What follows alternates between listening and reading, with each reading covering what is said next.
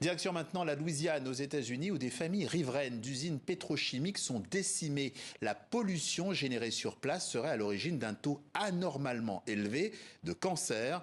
Les familles concernées sont principalement afro-américaines. Un grand format Radio-Canada avec Frédéric Arnould, Martin Hazel, Marcel Calfat.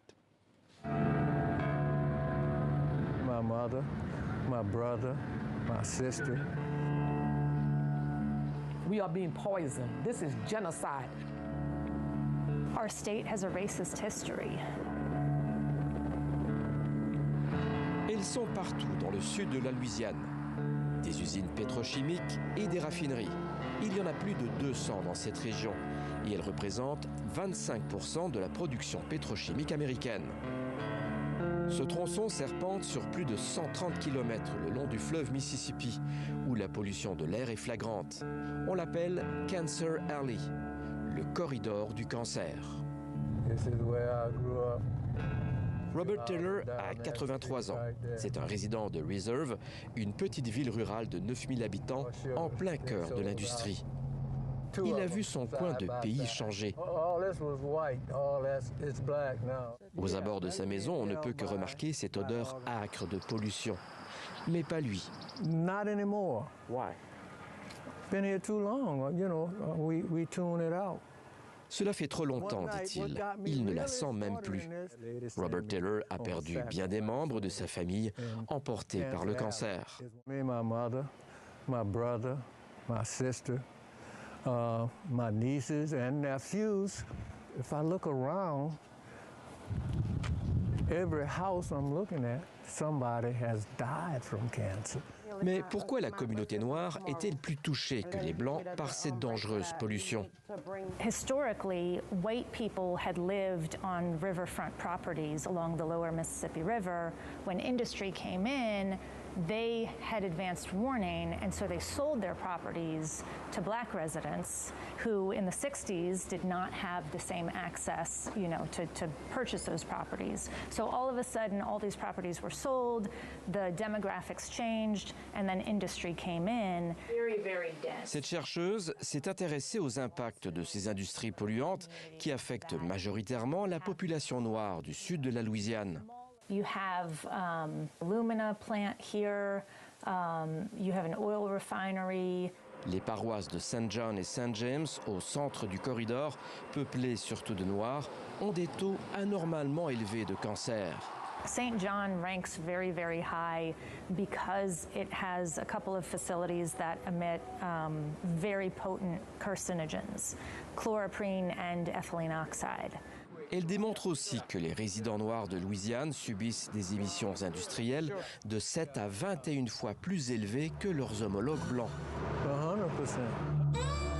Lorsque Robert Taylor veut se recueillir sur les tombes des nombreux membres de sa famille emportés par le cancer, il doit se rendre dans ce cimetière unique, littéralement voisin d'une raffinerie qui l'encercle presque au complet.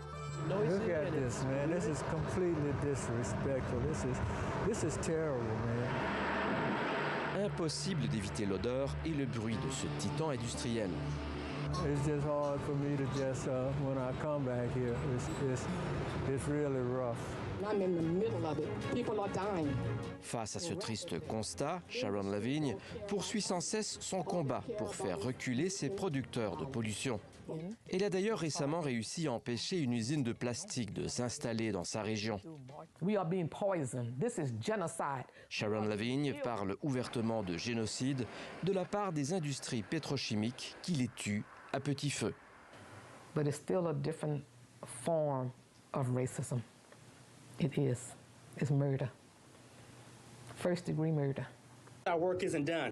Pour tenter de comprendre cette épidémie de cancer dans la région, le directeur de l'Agence de la protection de l'environnement, l'EPA, s'est rendu sur place et a même rencontré Robert Taylor. These communities have a right to be frustrated. Ces communautés, disait-il déjà en novembre 2021, ont le droit d'être frustrées et il promettait de solutionner le problème en lançant une enquête. Mais l'été dernier, cette investigation a été abruptement arrêtée. I don't understand it. See, and Mr. Regan hasn't yet responded to where he could explain to me why they abandoned us Kimberly Terrell déplore cet abandon suspect. So we know that the Louisiana Attorney General is suing the EPA over that investigation. Elle pense que l'Agence fédérale de protection de l'environnement a reculé à cause d'une poursuite contre l'agence intentée par l'État de la Louisiane, qui veille à l'application des règlements d'une façon plutôt laxiste. Jeu de pouvoir, puissance de l'industrie pétrochimique, les résidents du corridor du cancer en veulent aussi aux pouvoirs locaux. Les conseils de paroisse qui font la pluie et le beau temps pour le développement de ces usines. They're the betrayers, they're the traitors. We elected them. Ce sont des traîtres qu'on a élus, dit Robert Taylor. Sur ce conseil de paroisse siègent des résidents qui sont aussi des employés ou des retraités de ces géants de la pétrochimie installés dans la région.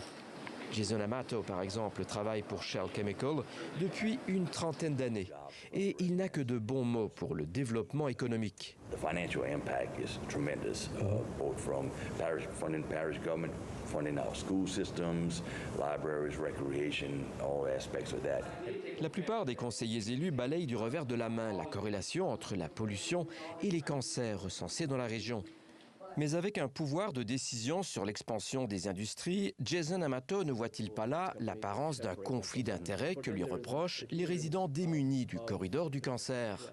What do you reply to that? That's false. Okay. No, leave it at that. That's false. Okay. Nous avons essayé d'obtenir des entrevues auprès de divers regroupements de l'industrie de la région, sans succès. Et nous avons essuyé un refus de la part du département de l'environnement de la Louisiane. Il reste que les résidents afro-américains du corridor du cancer continuent de compter leurs morts. Ils essayent tant bien que mal d'honorer leur mémoire et de se battre contre la pollution pour les futures générations, menacées, peut-être même sacrifiées. Et pour aller plus loin, on retrouve Frédéric Arnould. Vous êtes à Washington. Bonjour Frédéric.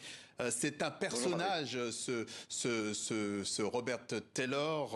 On l'a entendu, il se dit abandonné, il garde sa dignité, sa verticalité. Vous avez passé beaucoup de temps avec lui. Comment fait-il ?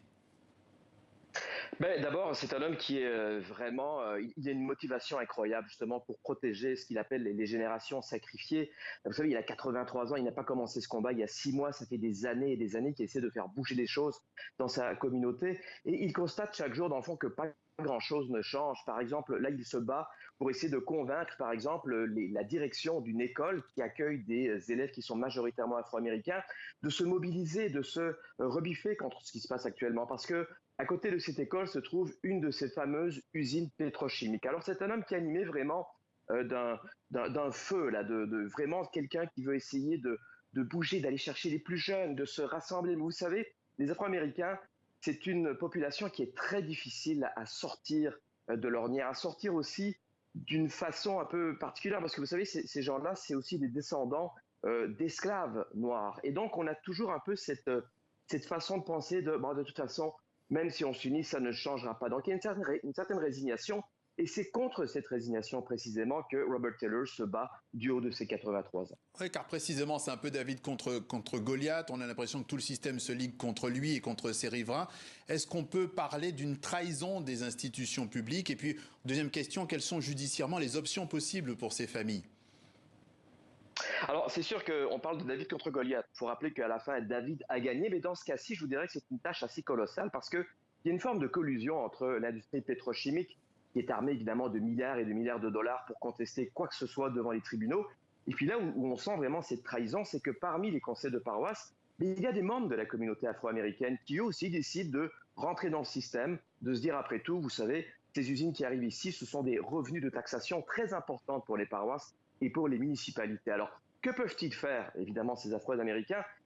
Pas grand-chose. Ici aussi, aux États-Unis, on se dit « if you can beat them, join them ». Donc, si vous n'êtes pas capable de les battre, essayez de les joindre pour changer le système de l'intérieur.